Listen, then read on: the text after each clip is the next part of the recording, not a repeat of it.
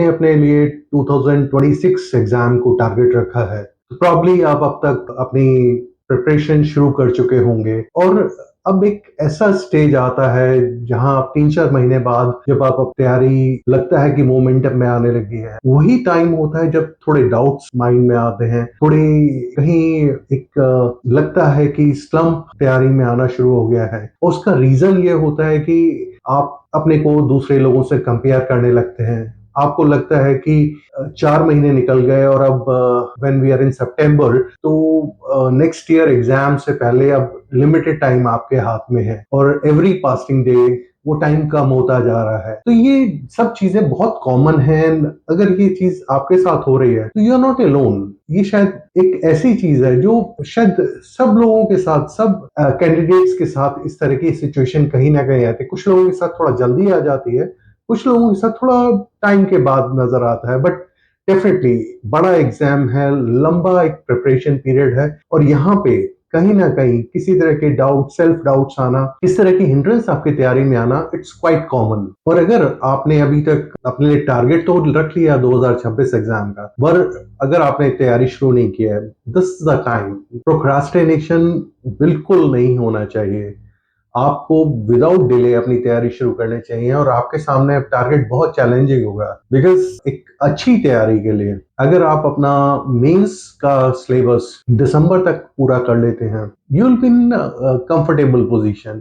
Otherwise उसके जितना delay होता जाएगा उतना ही प्रेशर आपके प्रीलिम्स की तैयारी पे आता जाएगा और कहीं ना कहीं वो चीजें आपकी प्रीलिम्स की तैयारी को इफेक्ट करेंगी।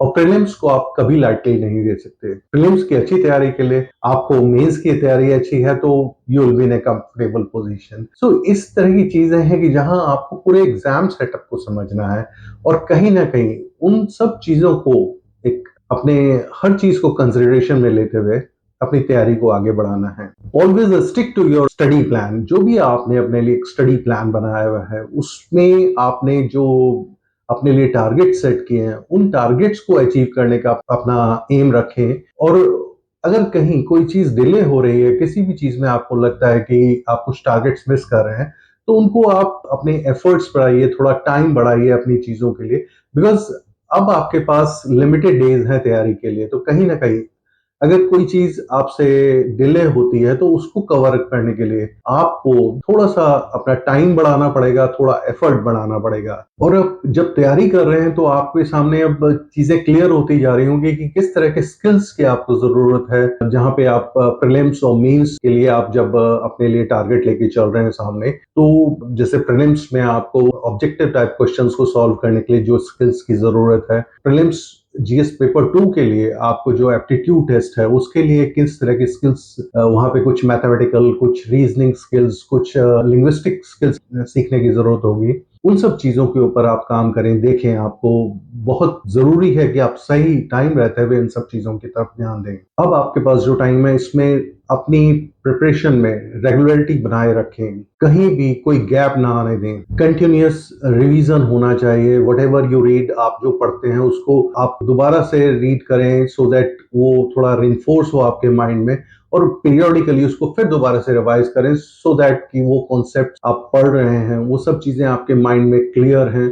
और कहीं भी जब आपको रिकॉल की जरूरत होती है तो आप उस इंफॉर्मेशन को रिट्रीव कर सकते हैं। और उसके लिए आपको अपनी प्रिपेयर्डनेस को रेगुलरली इवैल्यूएट भी करना है। आप अपने वीकेंड्स को यूज करें अपने तैयारी को इवैल्यूएट करने के लिए कि आप जो पढ़ चुके हैं उसमें आप कितना तैयार हैं, और ये इवैल्यूएशन आपको बताएगा कि आपकी तैयारी कितनी है और उसका एक क्वालिटी कैसी है, आप कितने प्रिपेयर्ड हैं इस एग्जामिनेशन के लिए, और आपका जो सिलेबस है वो किस लेवल तक आप कवर कर चुके हैं, कितना पोर्शन है सिलेबस का जो आप स्ट्रांग है, जहां पे आपको सिर्फ एक रिवीजन की जरूरत होगी एग्जाम के लिए। कौन सी ऐसी चीजें हैं जहां आपने सीखनी है, नए एरियाज हैं जहां आपको नॉलेज गेन करनी है, कौन से वो एरियाज हैं जहां पे कि आपको करंट अफेयर्स इंटीग्रेट करना है, अपनी डायनामिक इंफॉर्मेशन को अपडेट करना है और उसको इनकॉर्पोरेट करना है अपनी तैयारी के अंदर। तो ये सब चीजें ऐसी हैं जहां पे कि अगर आप इस सितंबर मंथ के अंदर इन सब चीजों के ऊपर ध्यान देंगे तो प्रॉब्ली